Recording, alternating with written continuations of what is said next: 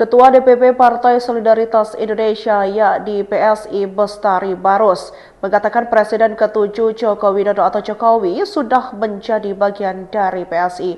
Bestari pun menyebut kapan pengumuman posisi Jokowi di PSI hanya menunggu waktu yang tepat. Dan yang pasti Jokowi kini adalah patron politik PSI jelasnya. Pak Jokowi itu di PSI sudah gitu. Nah itu satu, dia akan bersama kami dan kita sudah menetapkan beliau sebagai patron politik daripada perjuangan PSI ke depan. Hanya tinggal menunggu waktu yang tepat mengingat kesehatan beliau. Ujar Bestari kepada Kompas.com pada Kamis 14 Mei 2026 hari ini.